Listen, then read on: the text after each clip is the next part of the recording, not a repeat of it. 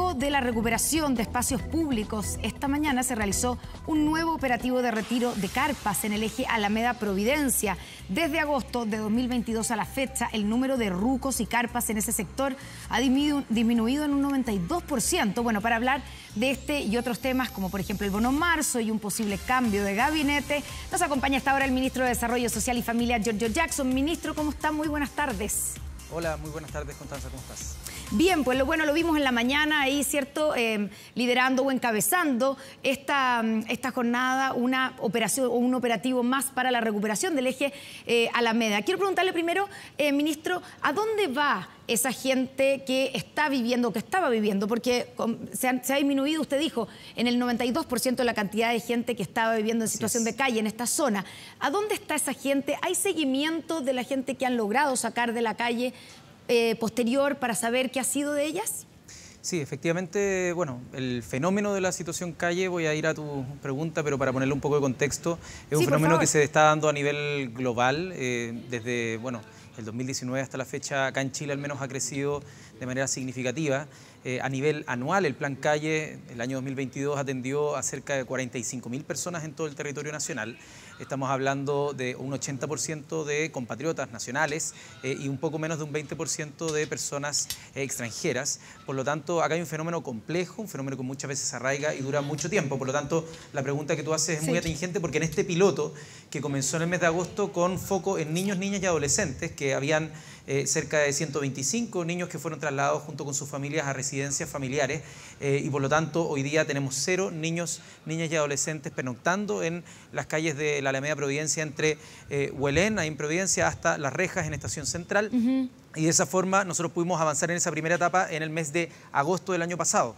Por cierto que quedó un desafío pendiente y que durante el mes de febrero pudimos ejecutar para llegar a este 92% de disminución desde agosto, que fue el primer catastro, la línea base, hasta lo que tenemos hoy día, pero no podemos decir que esto es algo que se mantiene permanente porque es dinámico y por eso el esfuerzo que tenemos que hacer junto con los 3 municipios en este caso, junto con la Gobernación Metropolitana, junto con la Delegación de la Región Metropolitana y las policías, es tan importante. Ahora, a tu pregunta, los dispositivos que hay disponibles son básicamente 3. Están los albergues por un lado, están las residencias familiares y está el programa Vivienda Primero, que es para personas que con más de 50 años tienen un comportamiento más bien crónico de lo que es la situación calle, es decir, gente que lleva 5 años o más, que se le entrega una respuesta que ha sido muy bien evaluada, que son 36 meses de estadía en un departamento. Ahí tenemos que casi el 100% de las personas son nacionales y por lo tanto tenemos una situación que muchas veces está relacionado con consumo problemático de alcohol, con problemas de salud mental, con problemas ya bastante crónicos en materia humanitaria. Así que acá hay un tema que es de seguridad ciudadana y espacios públicos y un tema humanitario y social que también es súper importante abordar de manera multidimensional para que esto no signifique una vuelta a la situación de calle como muchas veces ocurre.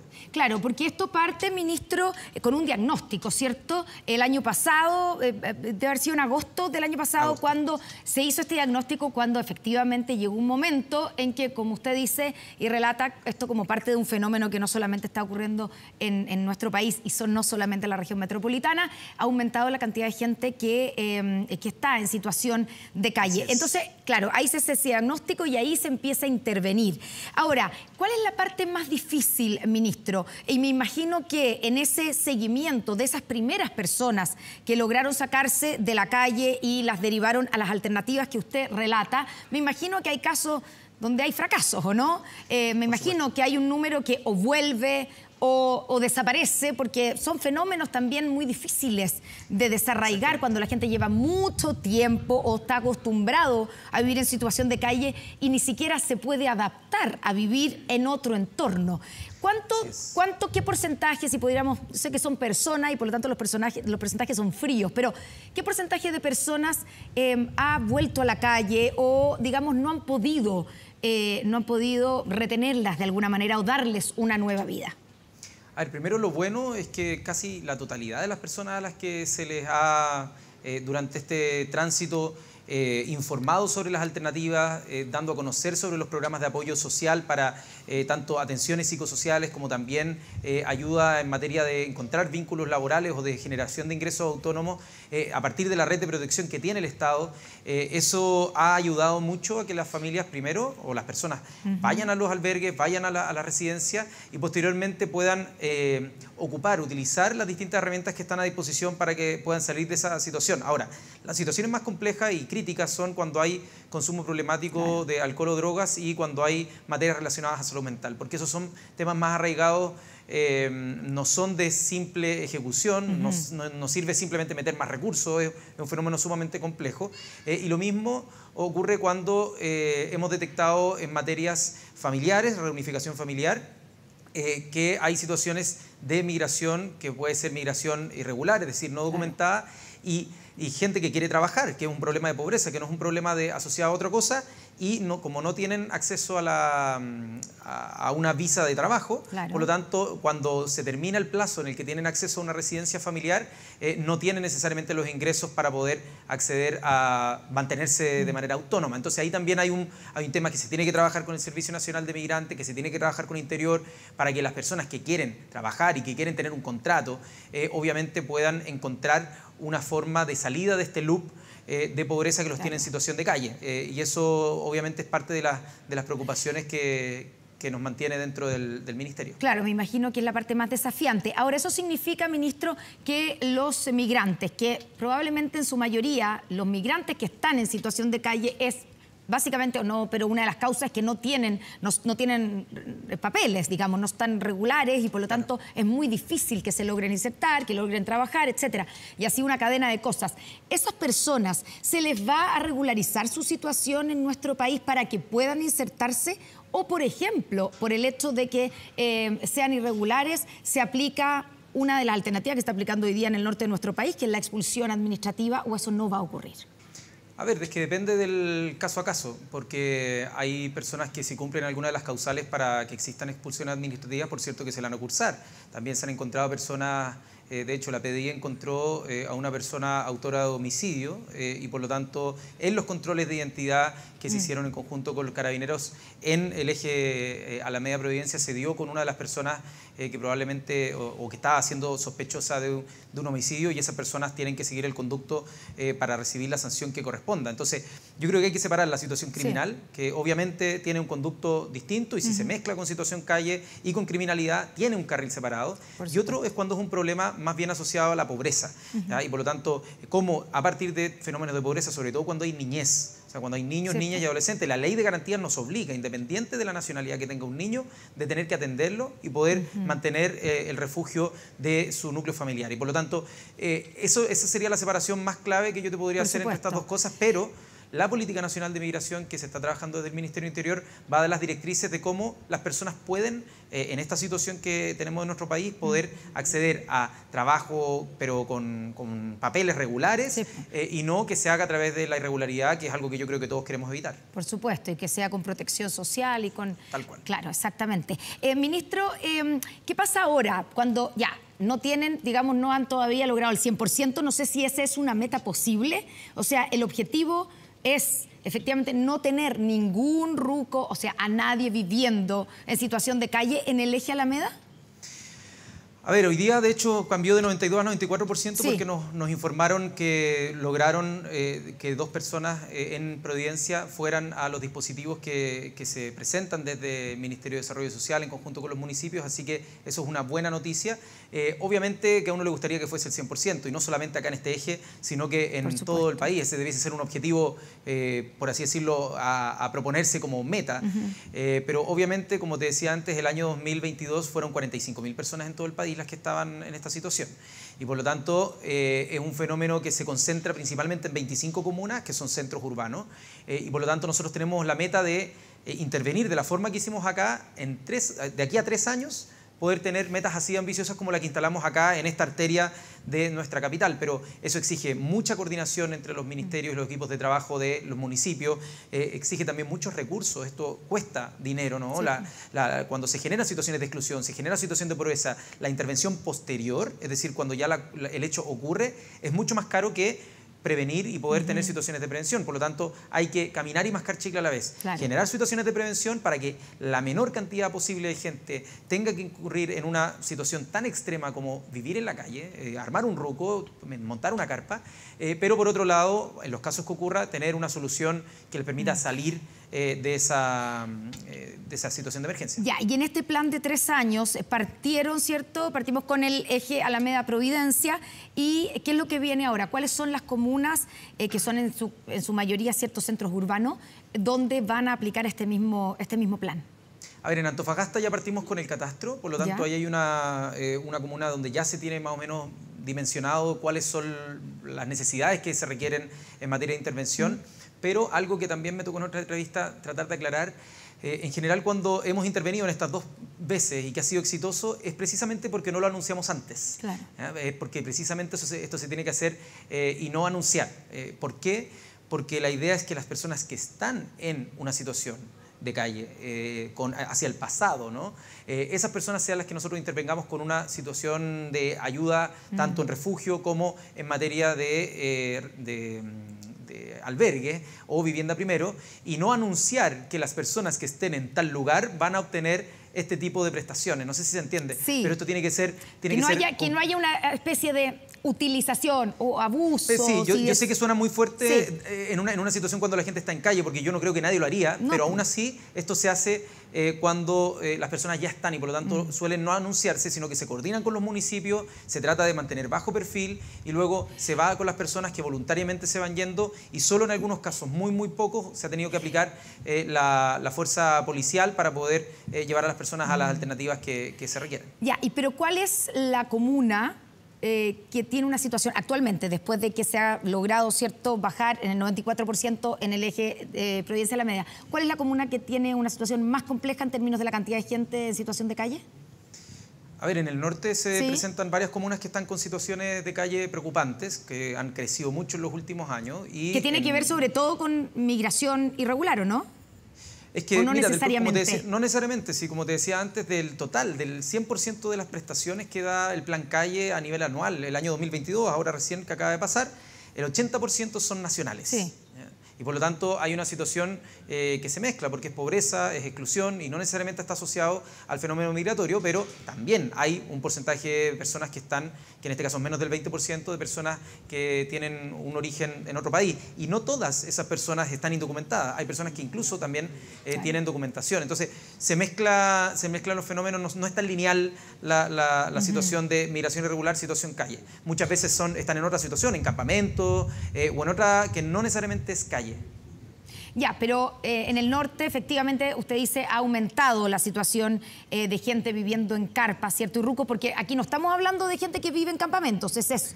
Exactamente. Eso es por otro... eso te decía la diferenciación que no es tan asociado al proceso migratorio, porque quizá uno podría asociar más la figura campamento u otra en ese crecimiento, pero no necesariamente en el fenómeno de la situación de calle, que es un fenómeno donde se configuran otros factores de complejidad, no solo asociado a la falta de vivienda, sino también a una situación de mendicidad que no todas las familias necesariamente recurren y por lo tanto también con problemas de consumo problemático de alcohol, a veces con problemas de salud mental y eso exige una intervención mucho más holística o más integral para poder dar un buen resultado de salida.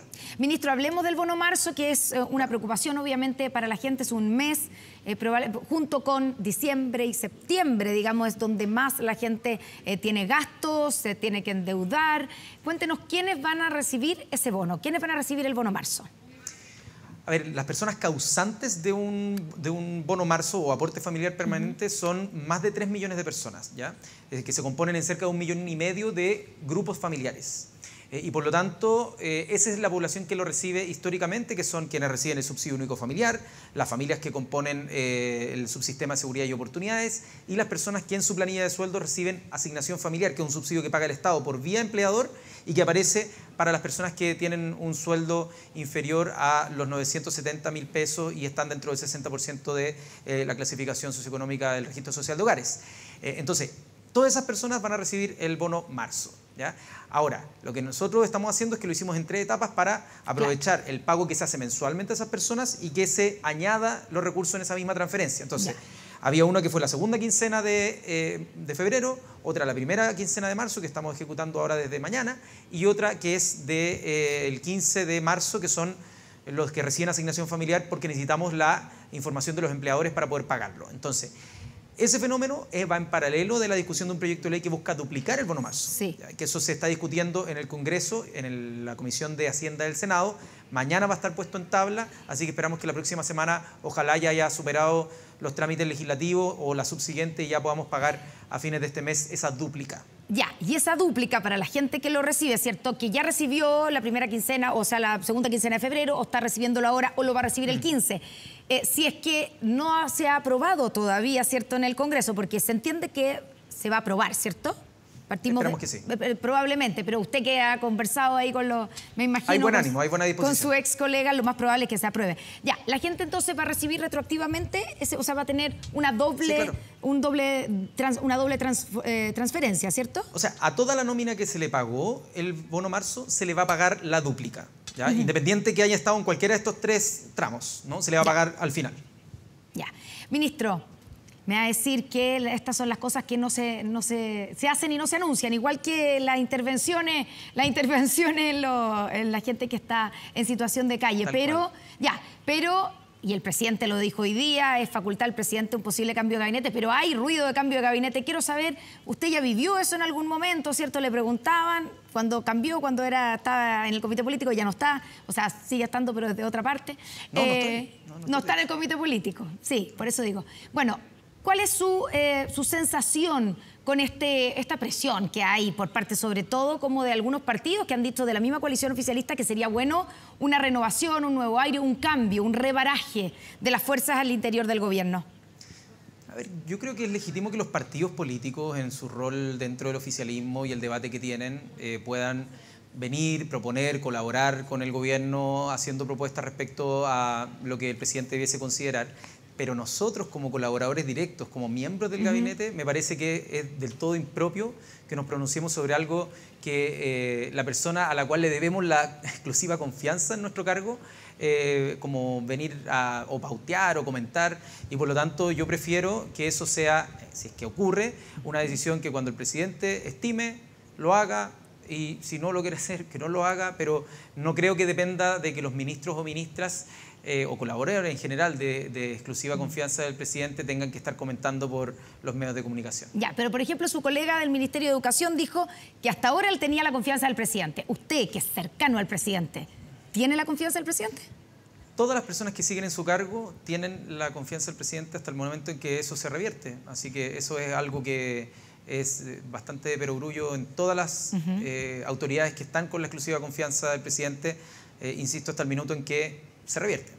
Ya, y su otro colega del Ministerio de la Vivienda, Carlos Montes, ha sido el único que efectivamente ha comentado y dijo algo así como que, bueno, era importante probablemente que si se hiciera algo, un cambio, un rebaraje. Él no fue el único que no ha dicho esto es prerrogativa total del presidente y no decimos nada. No sé qué puedo añadir a eso. ¿Qué le parece?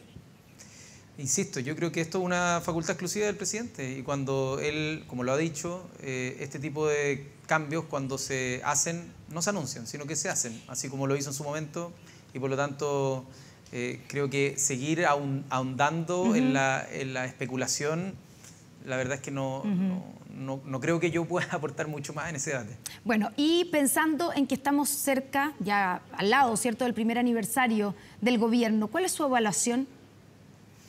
A ver, yo creo que más allá de lo difícil que haya sido el primer año de gobierno, creo que cuando uno se pone a analizar los distintos objetivos que se trató el gobierno y más fríamente, independiente de lo caldeado que pudieran haber estado algunos ánimos, si es que uno se pone a ver los resultados de lo que pasó durante los últimos 12 meses, yo creo que las personas también van a poder ir reconociendo que se han dado avances importantes.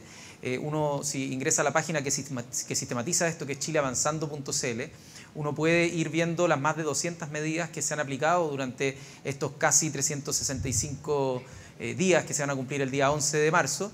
Y por lo tanto, creo que todo ese trabajo que quizás se fue gestando como de manera más invisible, cuando se articulan los equipos, cuando se ponen las metas, cuando se pone la planificación, ya empieza a haber resultados con línea base hacia atrás que permite mostrar un contraste. Por ejemplo, las intervenciones en el espacio público que han hecho desde la delegación presidencial, que han mostrado un 32% de reducción en la criminalidad de delitos de alta connotación pública en los barrios que se han intervenido, es una muestra de eso. La disminución de 44% o 41% de los delitos rurales en la Araucanía durante el año pasado también da muestra de que hubo una gestión importante en esa materia.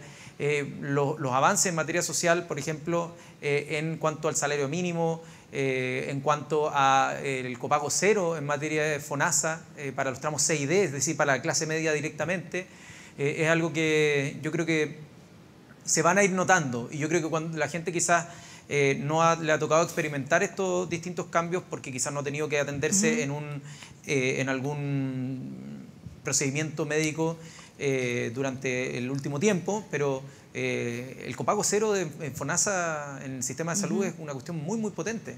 Y yo creo que las personas lo han ido valorando, y además ahora que los indicadores económicos, como lo ha dicho el ministro Marcel, van a ir mostrando mejores cifras en materia de inflación, que ya el tercer trimestre probablemente también se empiece a recuperar la parte de empleo y otras medidas que me parece que se van a ir mostrando durante este año.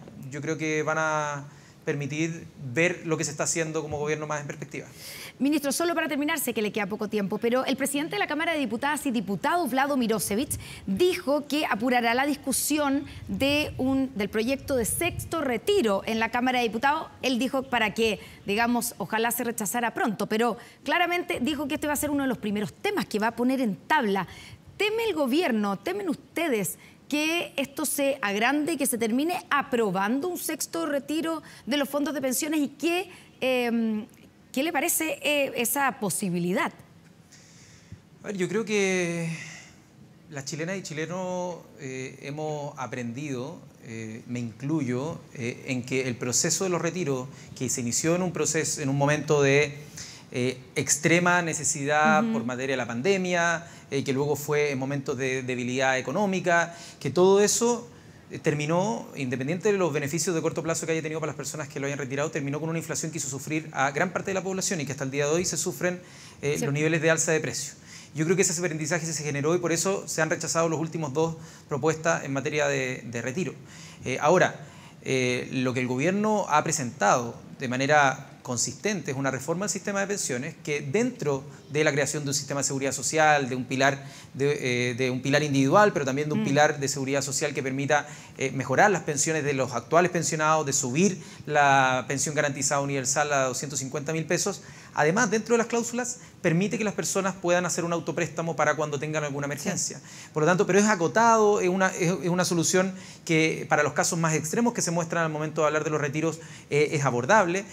Sin embargo, hay quienes insisten en poner sobre la mesa una discusión en torno a una receta que trajo costos sociales importantes y que nos dimos cuenta incluso quienes en su momento votamos a favor. Por lo tanto, creo que ese aprendizaje también la población lo ha tenido y por lo tanto los representantes en el Congreso también han manifestado eso, rechazando lo último que se intentó legislar, y yo al menos no tengo claridad de que haya cambiado ese aprendizaje en el Congreso. ¿Usted se arrepiente de haber votado a favor de los últimos retiros cuando era diputado?